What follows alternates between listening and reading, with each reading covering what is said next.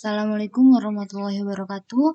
Untuk pertemuan kali ini yaitu mengenai rancangan acak lengkap atau analisis seragam ya. Jadi untuk rancangan acak lengkap ini merupakan dasar dari analisis seragam.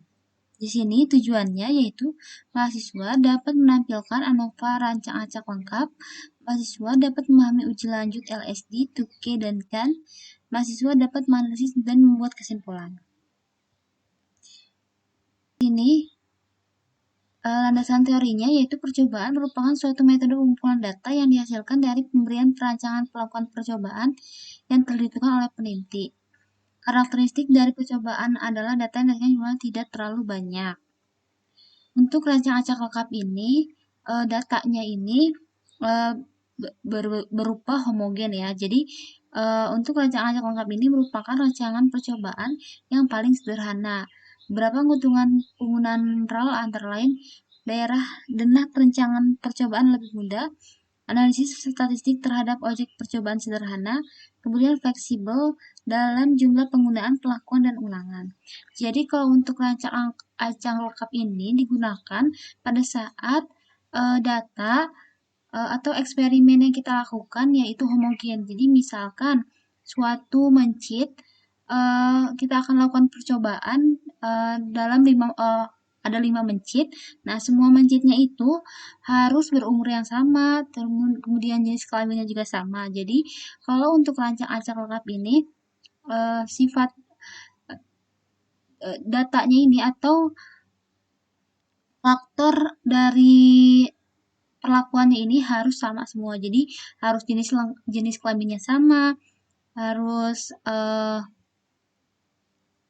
umurnya sama. Jadi tidak bisa kalau misalnya kita melakukan percobaan, misalkan mencitnya yang baru lahir dengan mencit yang sudah 2 tahun. Nah, maka kita tidak bisa menggunakan rancang acak lengkap ini, tetapi menggunakan rancangan acak yang lain atau ini rancang acak kelompok. Jadi kalau untuk rancang acak lengkap ini datanya itu bersifat homogen.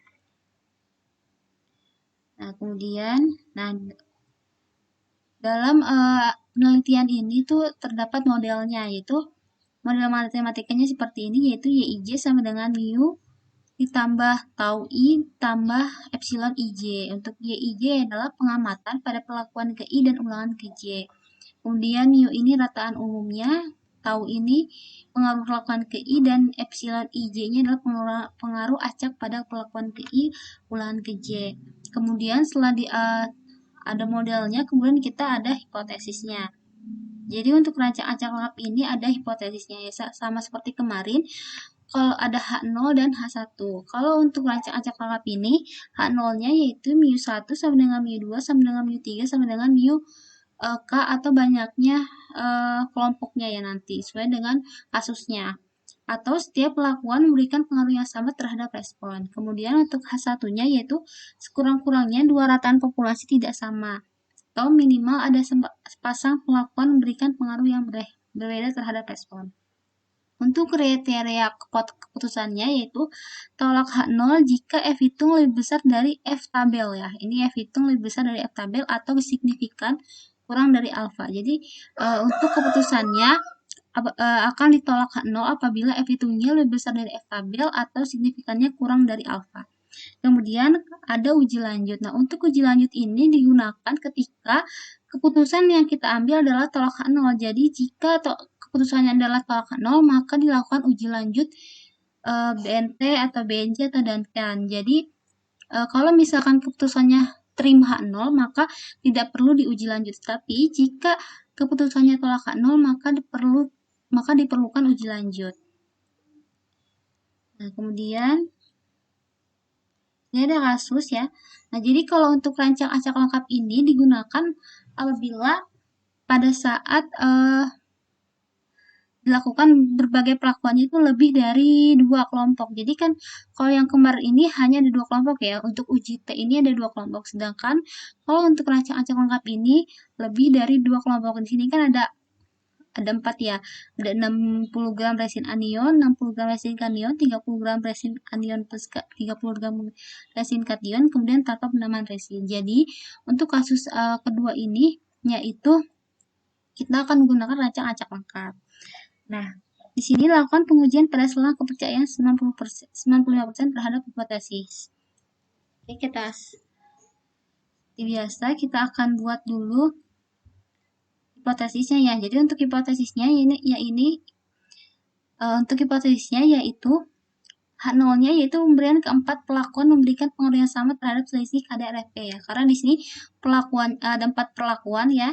Kemudian memberikan pengaruh yang sama terhadap selisih kadar Fe. Selisih karena di sini yang sebagai responnya adalah selisih kadar Fe. Kemudian untuk H1-nya minimal terdapat sepasang perlakuan yang memberikan pengaruh berbeda terhadap selisih kadar Fe. Jadi di sini terdapat 4 perlakuan, responnya adalah selisih kadar Fe. Oke, kita akan langsung ke SPSS. Jadi kalau sudah membuat hipotesisnya, kita langsung ke SPSS. Nah, untuk membuat SPSS-nya, kita akan buat dua variabel, yaitu ada variabel perlakuan dan variabel respon. Variabel perlakuannya, desimalnya kita buat 0 saja. Kemudian di sini perlakuannya adalah kadar Fe ya. Perlakuannya itu beda-beda. Kita di sini aja isinya di value. Berarti ada 4 perlakuan tadi ya. Ada yang pertama itu adalah 60 gram resin anion.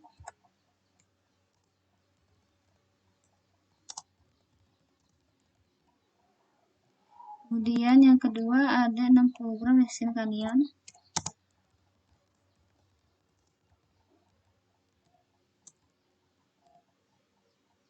Yang ketiga 30 gram resin anion. Keempat tanpa penambahan resin ya.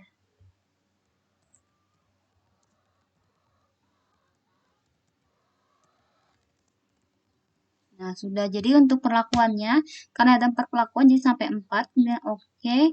Measure-nya nominal. Kemudian di sini ada variabel yang kedua adalah variabel responnya. Untuk variabel responnya, kita lihat di soal di sini, variabel responnya desimalnya ada 2 ya. Jadi kita buat 2. Value-nya tidak usah diisi karena dia berbentuk scale. Oke, nah untuk menginputkan datanya, jadi kita akan menginputkan data perlakuan yang pertama dulu sebanyak ada berapa. Nah, di sini di soal perlakuan yang pertama itu 60 gram resin anion ada sebanyak sampai 10. Berarti kita inputkan dulu perlakuan yang ke satu dulu sebanyak 10. Nah, kemudian lanjutkan yang kedua.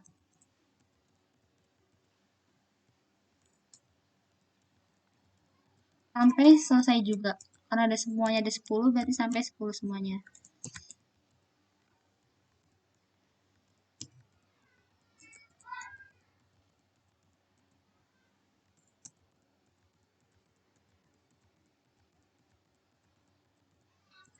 Nah, kalau sudah kita inputkan data dari awal, berarti dari sini ya, dari 87,27 sampai bawah, lalu ke yang kedua, yang ketiga, yang keempat. Kita inputkan. Nah, kalau sudah diinputkan seperti ini, bisa kita lanjut ke analisis. Jadi, jangan lupa, kalau untuk rancang acak lengkap ini terdapat 2 variabel ya, minimal terdapat 2 variabel, yaitu ada perlakuan dan variabel respon. Kemudian untuk inputkan datanya, perlakuan yang pertama dulu sebanyak ada berapa, kemudian langsung ke perlakuan yang selanjutnya. Jadi jangan sampai salah ya. Jadi perlakuan yang pertama dulu sebanyak ada berapa, kemudian langsung ke perlakuan kedua, ke perlakuan ketiga, dan perlakuan keempat.